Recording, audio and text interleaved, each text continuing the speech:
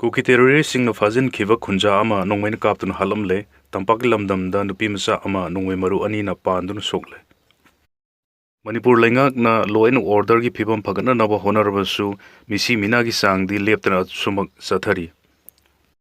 Singi saruk sing da thokiba tawdok ama oina ngarang ayu angan ba pung 7:04 rom tarakpada Kangpokpi district ki New Kaithal Manbi police tagi khanung chupta kilometer 9 rom lapna na leiba tupul mathak ki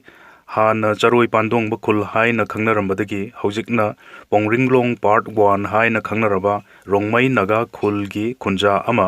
nongmai maru kunthra rong kapsinduna miha thina halamle laikiraba khunja sigi maming chungjanglung panmai sahi yangkhaini pan apokpa laikidraba kamuga panmai kawi pongringlong part 1 dagini laikidraba miyo sigi matangda tongan pawgi likhun singna hairi Mahak Kulasigi village guard ama oibani mahakna atopa village guard ani galoinana chatmi naringaida KNFP ni haina singnawa terrorist singna makhoi tamna nongmai kapsilakibani Thoudogasi makoi ahum singi sarukta maikai salai khangdana chenarakpada mahakpu terrorist khutpu asigi kadar singna farga mihathi na hatkibani hairi Atopa pawgi likhun amadana laikidraba panmai atopa khunja nipan ga makoi mapan sing chanba chat lingaida hana lumduna lairamba KNFP ki kadar singna nongmai kapsilakpadagi samji khaina duna chenarakpani adubu mahakti nongmai maru na panduna sokpadagi tuduna lairingaida terrorist sing aduna changsilak laga makhut pullaba matungda makok yauna haksangi atai mafam singda nongmai maru kunthra rom kapsinduna hatkibani hari Kulasigi village authority ki secretary ki maikai dagidi mahak village guard ni hairibasi yaningde adubu mahak pongringlong village authority ki member amadi oi makhoi na singchan ba khakta natana kulasi na sinaba ising taraktabadagi karigino haiduni yengsinba chatlubada thodok asi mayuna khibani atopa mahaka chatmi nakhiba kunja nipandi asokapan yaudana nanthok hauki hairi Ngarang numidang athengmada mahakya haksang postmortem examination taunanaba rims ki miral sangda purakre thodok asigi pau phangbadagi New Kaithal Manbi police na thodok thokpham na sangsilubada mahakya haksang adu ngarang nungthil pung ama minute kunthra rom tarakpada phangkhibani kulasi yumnak taramari rongi khunja humpu rom damak leiba apikpa rongmai gi khulni hari mahakpu hatkiba thodok asi pongringlong youth club ki maikai dagi yamna haksin lawbuga loinana akan mamongda yaningdaba fongdorukli laikidrabagi imungi awabadasu saruk yarakli Panbe yawdi tha asigi manga gi ayu angan bapung mari ga minute 10 rom tarakpadasu kul asiga thangnariba loibol khulendasu kuki terrorist masel khut thokna bada kul asigi chief mahaki loinabi yawna khunja ama laikidabani aduga kul asigi yum taret amadi gari ani mai thadoklamkhibani Amaromdana ngarang ayuki singi thodok asi thoktringai gi mangoinana ngarang nomidang pung 10 ge minute kontra rom tarakpada porompat PS na konba ketri bengun mamang laikai da leiba yum amada miyoi kharana nongmai kapsilambadagi masagi sahi 13 rom surbi sahida Elias athoi apokpa MD Imtiaz Kaubi nupi macha ama Ningong da nongmai maru ani na panduna sokle mahak sokpaga panthadana lekai asigi youth progressive organization gi thongmi singna jenims ta pukhatuna laikanaki sakangdaba singadu gari achauba amata lakhibani tawdok asibu yaningdaba phongdok laduna ketri bengun awang laikai da miyamna wakat khongjang changsin khre khongjang da saruk yakhiba singna nupi masa sigi imung asi surga chajaba amasung samna hingjaba miyoi singne kanamataga yengthinabasu leite baramasina nongmai kapsinduna nupi masa ama sokhalambagi tawdok akan momongda yaningde hairaduna tawdok asida chenaba sing phaduna aingi oiba cherak pibigidawni haikhi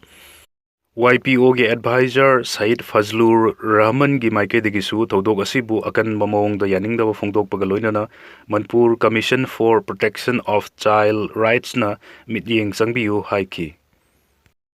Litan da kapna khre Ngarang ayu pung 10 rom tarakpada Ukrul district ki Litan PS na konba Mongkot Chepu Kuki Khul amasung Sikibung Naga Khul ani ki marakta khulai paiba masel onsin na dun nongmai kapna khre पाउगी source अमगी मतुंगिना नाकल अनीना नोंगै मरु निफु रोंग कापनखि हाइरि थौदोग असिदा नाकल अनीगी मरक्ता अशोकपन याउनखिदे अदुमुपु मतिक चाबा सिक्युरिटी पर्सनेल सिंग डिप्लॉय तौदुना ngak selhalakliba khul ani gi marakta khutlai paiba masel onsinaduna khut thokna haliba karigino haiduna khul animaki khunja sing na penda phongdok narakle ngarangi thaudok asina kunja singda mipai na hale hairi pung kunmari gi oiba pumthing thingjinbagi khongjang ngarang pangthokhiba joint coordination gi meeting na lauba wareb gi matungina ngarang numidang pung 8 tagi hauraga tangkhul nagalong gi jurisdiction gi manungda leiba mafam sing pung kunmari gi oiba total shutdown haibadi pumthing thingjinbagi khongjang chathargani haina tangkhul nagalong TNL gi cherol amana phongdorkhre khongjang asi Imphal Ukhrul lambi paring gi New Haven da thamlakliba Assam Rifles ki outpost lauthokadabani haibagi demand da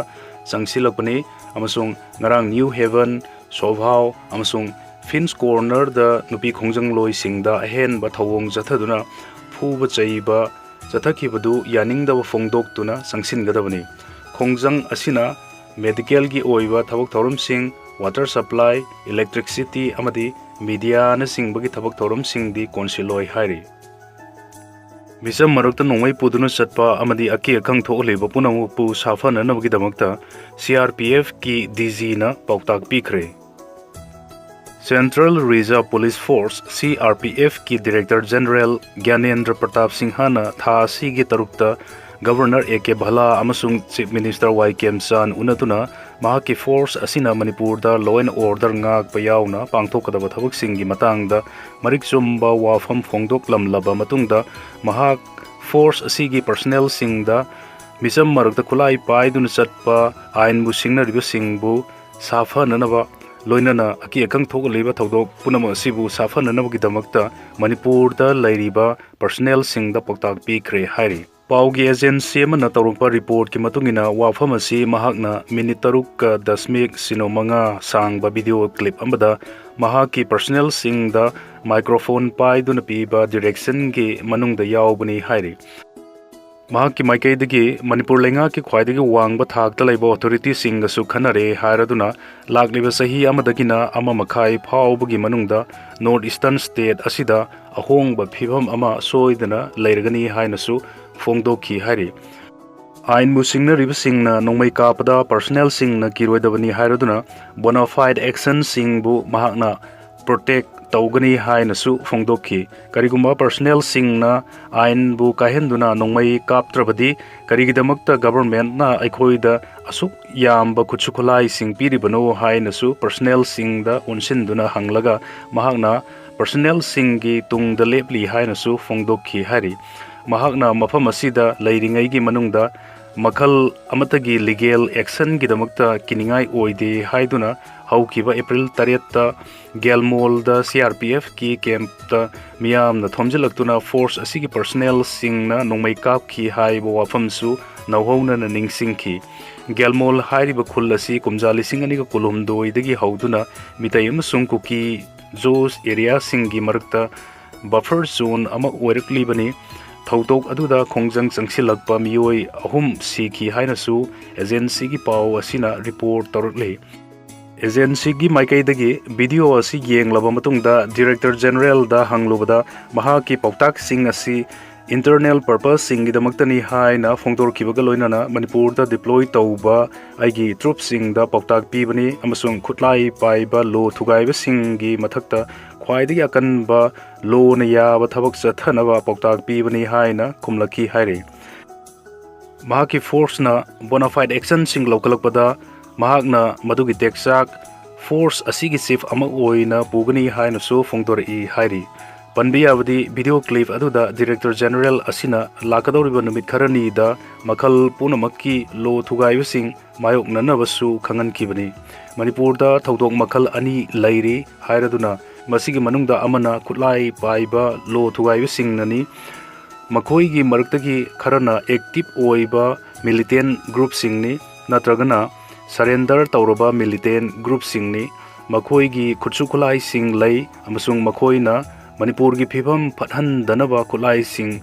adu lan na siznai haiki ꯑꯅꯤꯁꯨ ꯐꯤꯚꯝꯅ law and ꯑꯣꯔꯗꯔꯒꯤ ꯃꯇꯥꯡꯗꯅꯤ ꯃꯁꯤꯁꯨ ꯈꯨꯠꯂꯥꯏ ꯄꯥꯏꯕ ꯂꯣ ꯊꯨꯒꯥꯏꯕꯁꯤꯡꯒ ꯃꯔꯤ ꯂꯩꯅꯩ ꯍꯥꯏꯔꯗꯨꯅ ꯃꯤꯌꯥꯝꯅ ꯑꯁꯤꯒꯨꯝꯕ ꯃꯈꯜꯒꯤ ꯈꯨꯠꯂꯥꯏ ꯄꯥꯏꯕꯁꯤꯡꯕꯨ ꯀꯨꯞꯁꯤꯟꯗꯨꯅ ꯊꯝꯂꯒ ꯊꯣꯛꯍꯟꯅꯤꯡꯗꯕ ꯊꯧꯗꯣꯛꯁꯤꯡ ꯊꯣꯛꯍꯜꯂꯤ ꯍꯥꯏꯅ ꯐꯣꯡꯗꯣꯛꯈꯤ ꯃꯃꯥꯡ ꯆꯍꯤꯗ ꯅꯛꯁꯂꯤꯖꯝ ꯃꯥꯌꯣꯛꯅꯔꯕ ꯃꯇꯨꯡꯗ ꯃꯊꯪꯒꯤ ꯊꯕꯛ ꯑꯁꯤ ꯃꯅꯤꯄꯨꯔꯅꯤ ꯍꯥꯏꯅꯁꯨ ꯃꯍꯥꯛꯅ ꯃꯈꯥ ꯇꯥꯅ ꯐꯣꯡꯗꯣꯛꯈꯤ ꯍꯥꯏꯔꯤ ꯄꯟꯕ ꯌꯥꯕꯗꯤ ꯅꯨꯃꯤꯠ ꯈꯔꯅꯤꯒꯤ ꯃꯃꯥꯡꯗꯒꯤ ꯃꯅꯤꯄꯨꯔꯗ ꯗꯤꯄ꯭ꯂꯣꯏ ꯇꯧꯕ ꯁꯦꯟꯇ꯭ꯔꯦꯜ ꯐꯣꯔꯁꯁꯤꯡꯒꯤ ꯃꯅꯨꯡꯗ ꯄꯔꯁꯣꯅꯦꯜ ꯈ꯭ꯋꯥꯏꯗꯒꯤ ꯃꯁꯤꯡ ꯌꯥꯝꯕ ꯑꯃ ꯑꯣꯏꯔꯤꯕ CRPFꯀꯤ ꯀꯣꯕ꯭ꯔꯥꯒꯤ ꯕꯠꯇꯥꯂꯤꯌꯟ ꯑꯁꯤ ꯃꯅꯤꯄꯨꯔꯗ ꯗꯤꯄ꯭ꯂꯣꯏ ꯇꯧꯕꯗ ꯑꯌꯥꯕ ꯄꯤꯔꯛꯈ꯭ꯔꯕꯅꯤ ꯍꯥꯏꯔꯤ ꯃꯥꯁ ꯀꯦꯖꯨꯑꯦꯜ ꯂꯤꯚ ꯑꯃꯁꯨꯡ indefinite cease work strike Manipur government services ꯐꯦꯗꯔꯦꯁꯟꯒꯤ ꯖꯦꯅꯔꯦꯜ ꯁꯦꯀ꯭ꯔꯦꯇꯔꯤꯅ ꯉꯔꯥꯡ ꯆꯤꯐ ꯃꯤꯅꯤꯁꯇꯔꯗ ꯂꯩꯉꯥꯛꯀꯤ ꯑꯦꯝꯄ꯭ꯂꯣꯌꯤ ꯑꯃꯁꯨꯡ ꯄꯦꯟꯁꯅꯔꯁꯤꯡꯅ ꯇꯥꯟꯗꯨꯅ ꯂꯥꯛꯄ ꯗꯤꯃꯥꯟꯁꯤꯡ ꯃꯇꯝ ꯁꯥꯡꯅ ꯅꯝꯁꯤꯟꯗꯨꯅ ꯊꯝꯂꯛꯄꯒꯤ ꯃꯥꯌꯣꯛꯇ ꯐꯥꯏꯅꯦꯜ ꯑꯜꯇꯤꯃꯦꯇꯝ ꯑꯃꯁꯨꯡ ꯁ꯭ꯇ꯭ꯔꯥꯏꯛꯀꯤ ꯅꯣꯇꯤꯁ ꯄꯤꯔꯗꯨꯅ ꯐꯦꯗꯔꯦꯁꯟ ꯑꯁꯤꯅ ꯊꯥ ꯑꯁꯤꯒꯤ 12 ꯑꯃꯁꯨꯡ 12ꯗ ꯃꯥꯁ ꯀꯦꯖꯨꯑꯦꯜ ꯂꯤꯚꯀꯤ ꯈꯣꯡꯖꯪ ꯆꯪꯁꯤꯜꯂꯒꯅꯤ ꯑꯃꯁꯨꯡ ꯃꯊꯪ ꯊꯥꯒꯤ ꯑꯃꯗꯒꯤ ꯃꯇꯝ ꯀꯛꯇꯅ ꯁꯤꯖ ꯋꯥꯔꯛ ꯁ꯭ꯇ꯭ꯔꯥꯏꯛ ꯆꯪꯁꯤꯜꯂꯒꯅꯤ ꯍꯥꯏꯅ ꯐꯣꯡꯗꯣꯛꯈ꯭ꯔꯦ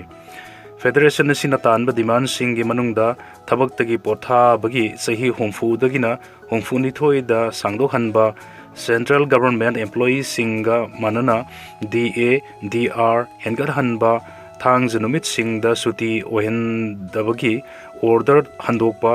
9ꯁꯨꯕ ꯁꯦꯟꯇ꯭ꯔꯦꯜ ꯄꯦ ꯀꯃꯤꯁꯟ ꯆꯠꯅꯍꯟꯅꯕ ꯁ꯭ꯇꯦꯠ ꯄꯦ ꯀꯃꯤꯁꯟ ꯂꯤꯡꯈꯠꯄ NPS/UPS ꯃꯨꯊꯠꯂꯒ ꯁ꯭ꯇꯦꯠ ꯒꯚꯔꯟꯃꯦꯟꯠ ꯑꯦꯝꯄ꯭ꯂꯣꯌꯤꯁꯤꯡꯗ ꯑꯣꯜ ꯄꯦꯟꯁꯟ ꯁꯤꯁꯇꯦꯝ ꯆꯠꯅꯍꯟꯕ ꯊꯕꯛꯇꯒꯤ ꯄꯣꯊꯥꯔꯕ ꯑꯦꯝꯄ꯭ꯂꯣꯌꯤꯁꯤꯡꯕꯨ ꯔꯤꯑꯦꯟꯒꯦꯖꯃꯦꯟꯠ ꯇꯧꯕ ꯂꯦꯞꯄ ꯁꯦꯡꯁꯟ ꯄꯣꯁꯀꯤ ꯑꯍꯥꯡꯕꯁꯤꯡꯗ ꯀꯟꯇ꯭ꯔꯦꯛꯆꯨꯑꯦꯜ ꯑꯦꯝꯄ꯭ꯂꯣꯏꯃꯦꯟꯠ ꯄꯤꯕ ꯂꯦꯞꯄ ꯑꯃꯁꯨꯡ ꯍꯧꯖꯤꯛ ꯂꯩꯔꯤꯕ contractual casual master roll daily wages ꯑꯦꯝꯄ꯭ꯂꯣꯌꯤꯁꯤꯡꯕꯨ ꯔꯤꯒꯨꯂꯔꯥꯏꯖꯦꯁꯟ ꯇꯧꯒꯗꯕꯅꯤ ꯍꯥꯏꯕꯁꯤꯅꯤ ꯐꯦꯗꯔꯦꯁꯟꯒꯤ ꯗꯤꯃꯥꯟꯁꯤꯡ ꯑꯁꯤ ꯊꯥ ꯑꯁꯤꯒꯤ 12 ꯐꯥꯎꯕꯒꯤ ꯃꯅꯨꯡꯗ ꯂꯩꯉꯥꯛꯅ ꯊꯕꯛꯇ ꯑꯣꯟꯊꯣꯔꯛꯇ꯭ꯔꯕꯗꯤ ꯍꯥꯏꯔꯤꯕ ꯈꯣꯡꯖꯪꯁꯤꯡ ꯑꯁꯤ ꯆꯪꯁꯤꯜꯂꯒꯅꯤ ꯍꯥꯏꯅꯁꯨ ꯐꯣꯡꯗꯣꯛꯂꯤ ꯇꯦꯂꯤꯀꯝꯃ꯭ꯌꯨꯅꯤꯀꯦꯁꯟꯒꯤ ꯑꯦꯖꯦꯟꯁꯤ ꯑꯃ ꯑꯣꯏꯔꯤꯕ ꯖꯤꯑꯣꯅ ꯂꯨꯄꯥ 200ꯒꯤ OTT ꯄꯥꯁ ꯄꯨꯊꯣꯛꯈ꯭ꯔꯦ ꯔꯤꯂꯥꯌꯟꯁ ꯖꯤꯑꯣꯅ ꯂꯨꯄꯥ 200 ꯈꯛꯇ ꯄꯤꯕ ꯑꯅꯧꯕ OTT ꯄꯥꯁ ꯑꯃ ꯄꯨꯊꯣꯔꯛꯈ꯭ꯔꯦ OTT ꯄꯥꯁ ꯑꯁꯤ ꯅꯨꯃꯤꯠ 15ꯅꯤꯒꯤ ꯚꯦꯂꯤꯗꯤꯇꯤ ꯂꯩꯒꯅꯤ ꯑꯃꯁꯨꯡ ꯄꯥꯁ ꯑꯁꯤ ꯄꯥꯏꯔꯕ ꯌꯨꯖꯔ ꯑꯃꯅ ꯄ꯭ꯔꯤꯃꯤꯌꯝ OTT ꯑꯦꯄ꯭ꯂꯤꯀꯦꯁꯟ 15 Jio TVꯗ ꯂꯥꯏꯚ TV ꯆꯦꯅꯦꯜ 1,000ꯒꯤ ꯃꯊꯛꯇ ꯈꯨꯗꯣꯡꯆꯥꯕ ꯐꯪꯒꯅꯤ 30GBꯒꯤ ꯍꯥꯏ ꯁ꯭ꯄꯤꯗ ꯗꯥꯇꯥ ꯑꯃꯁꯨꯡ ꯄꯥꯁ ꯑꯁꯤꯒꯤ ꯚꯦꯂꯤꯗꯤꯇꯤ ꯂꯣꯏꯗ꯭ꯔꯤꯕ ꯐꯥꯎꯕ ꯑꯟꯂꯤꯃꯤꯇꯦꯗ 5Gꯒꯤ ꯈꯨꯗꯣꯡꯆꯥꯕ ꯐꯪꯒꯅꯤ ꯍꯥꯏꯔꯤ ꯃꯃꯥꯡ ꯊꯥꯒꯤ 23ꯗꯒꯤ ꯁꯤꯖꯤꯟꯅꯕ ꯍꯧꯕ ꯌꯥꯈ꯭ꯔꯕ OTT ꯄꯥꯁ ꯑꯁꯤ Jioꯒꯤ ꯑꯦꯛꯇꯤꯚ ꯕꯦꯖ ꯄ꯭ꯂꯥꯟ ꯑꯃꯗ ꯍꯦꯛꯇ ꯁꯕꯁꯀ꯭ꯔꯥꯏꯕ ꯇꯧꯔꯕ ꯌꯨꯖꯔꯁꯤꯡꯅ ꯂꯩꯗꯨꯅ ꯁꯤꯖꯤꯟꯅꯕ ꯌꯥꯔꯒꯅꯤ ꯂꯨꯄꯥ 200 ꯈꯛꯇꯒꯤ OTT ꯄꯥꯁ ꯑꯁꯤꯅ ꯚꯤꯗꯤꯑꯣ ꯁ꯭ꯇ꯭ꯔꯤꯃꯤꯡ ꯂꯥꯏꯚ ꯇꯦꯂꯤꯚꯤꯖꯟ ꯑꯃꯁꯨꯡ ꯍꯥꯏ ꯁ꯭ꯄꯤꯗ ꯀꯅꯦꯛꯇꯤꯚꯤꯇꯤꯕꯨ ꯃꯐꯝ ꯑꯃꯗ ꯄꯨꯟꯁꯤꯟꯗꯨꯅ ꯀꯁꯇꯃꯔꯁꯤꯡꯗ ꯅꯨꯃꯤꯠ 19 ꯑꯁꯤꯗ ꯂꯨꯄꯥ 1,500 ꯔꯣꯝꯒꯤ ꯆꯥꯡ ꯑꯣꯏꯕ ꯈꯨꯗꯣꯡꯆꯥꯕꯁꯤꯡ ꯑꯗꯨ ꯁꯨꯞꯅꯒꯤ ꯂꯨꯄꯥ 200ꯗ ꯐꯪꯍꯟꯕꯅꯤ ꯍꯥꯏꯔꯤ ꯍꯦꯂꯤꯀꯣꯞꯇꯔ ꯀꯌꯥ ꯁꯤꯖꯤꯟꯅꯗꯨꯅ NEETꯒꯤ ꯀ꯭ꯋꯦꯁꯟ ꯄꯦꯄꯔ ꯃꯐꯝ 19ꯗ ꯈꯨꯠꯁꯤꯟꯅꯔꯨꯒꯗꯧꯔꯤ New Delhi June 9 question paper leak ꯑꯣꯏꯕꯗꯒꯤ ꯃꯃꯥꯡ ꯊꯥꯒꯤ 3ꯗꯒꯤ ꯄꯥꯡꯊꯣꯛꯈꯤꯕ NEET UG ꯁꯣꯛ 2016 ꯑꯦꯛꯖꯥꯝ ꯀꯦꯟꯁꯦꯜ ꯇꯧꯈ꯭ꯔꯕ ꯃꯇꯨꯡ ꯑꯦꯛꯖꯥꯝ ꯑꯁꯤ ꯊꯥ ꯑꯁꯤꯒꯤ 12ꯗ ꯑꯃꯨꯛ ꯍꯟꯅ ꯄꯥꯡꯊꯣꯛꯅꯅꯕ ꯊꯧꯔꯥꯡ ꯇꯧꯔꯤꯕꯁꯤꯗ ꯑꯍꯦꯟꯕ ꯆꯦꯛꯁꯤꯟ ꯊꯧꯔꯥꯡꯁꯤꯡ ꯂꯧꯈꯠꯄꯒꯤ ꯁꯔꯨꯛ ꯑꯃ ꯑꯣꯏꯅ ꯏꯟꯗꯤꯌꯟ ꯑꯦꯌꯔ ꯐꯣꯔꯁ IAFꯅ Mi-18 ꯍꯦꯂꯤꯀꯣꯞꯇꯔꯁꯤꯡ ꯁꯤꯖꯤꯟꯅꯗꯨꯅ ꯂꯩꯕꯥꯛ ꯑꯁꯤꯒꯤ ꯇꯣꯉꯥꯟ-ꯇꯣꯉꯥꯟꯕ ꯃꯐꯝꯗ ꯂꯩꯕ ꯗꯤꯁꯇ꯭ꯔꯤꯕ꯭ꯌꯨꯁꯟ ꯁꯦꯟꯇꯔ ꯑꯃꯁꯨꯡ ꯑꯦꯛꯖꯥꯃꯤꯅꯦꯁꯟ ꯍꯕ 19ꯗ ꯑꯦꯛꯖꯥꯝ ꯑꯁꯤꯒꯤ ꯀ꯭ꯋꯦꯁꯟ ꯄꯦꯄꯔꯁꯤꯡ ꯄꯨꯗꯨꯅ ꯈꯨꯠꯁꯤꯟꯅꯔꯨꯒꯗꯧꯔꯤ ꯍꯥꯏꯔꯤ ꯃꯃꯥꯡꯗ ꯑꯦꯛꯖꯥꯝ ꯑꯁꯤꯒꯤ ꯀ꯭ꯋꯦꯁꯟ ꯄꯦꯄꯔ ꯁꯦꯝꯕꯗ ꯁꯔꯨꯛ ꯌꯥꯕ ꯃꯤꯑꯣꯏꯁꯤꯡ ꯑꯃꯁꯨꯡ ꯀ꯭ꯋꯦꯁꯟ ꯄꯦꯄꯔꯁꯤꯡ ꯄꯨꯊꯣꯛ ꯄꯨꯁꯤꯟ ꯇꯧꯕ ꯃꯤꯑꯣꯏꯁꯤꯡꯒꯤ ꯈꯨꯠꯇꯒꯤ ꯀ꯭ꯋꯦꯁꯟ ꯄꯦꯄꯔ ꯂꯤꯛ ꯑꯣꯏꯈꯤꯕ ꯂꯩꯕꯅ ꯑꯃꯨꯛ ꯍꯟꯅ ꯑꯁꯤꯒꯨꯝꯕ ꯄꯥꯝꯗꯕ ꯊꯧꯗꯣꯛꯁꯤꯡ ꯊꯣꯛꯍꯟꯗꯅꯕꯒꯤꯗꯃꯛꯇ ꯑꯦꯖꯨꯀꯦꯁꯟ ꯃꯤꯅꯤꯁꯇ꯭ꯔꯤꯅ ꯗꯤꯐꯦꯟꯁ ꯃꯤꯅꯤꯁꯇ꯭ꯔꯤꯗ ꯍꯥꯏꯖꯗꯨꯅ ꯑꯦꯌꯔ ꯐꯣꯔꯁꯀꯤ ꯃꯇꯦꯡ ꯂꯧꯕꯅꯤ ꯍꯥꯏꯔꯤ ꯏꯂꯣꯟ ꯃꯛꯁꯅ ꯃꯥꯂꯦꯝꯒꯤ ꯑꯍꯥꯟꯕ ꯇ꯭ꯔꯤꯂꯤꯅꯤꯌꯔ ꯑꯣꯏꯔꯒꯅꯤ ꯇꯦꯁꯂꯥ ꯑꯃꯁꯨꯡ ꯁ꯭ꯄꯦꯁ ꯑꯦꯛꯁꯀꯤ ꯆꯤꯐ ꯏꯂꯣꯟ ꯃꯛꯁ ꯃꯥꯂꯦꯝꯒꯤ ꯑꯍꯥꯟꯕ ꯇ꯭ꯔꯤꯂꯤꯅꯤꯌꯔ ꯑꯣꯏꯔꯒꯅꯤ ꯍꯥꯏꯔꯤ CNN na thamkhiba estimate amagi matung inna Elon Musk ki maran mathum asi dollar billion chanipan gani fumathoi fawwa hengalakpagi oithokpa lei masina maha ki apunba lanthum asi chawrakna dollar trillion ama dasmik ama oirgani hari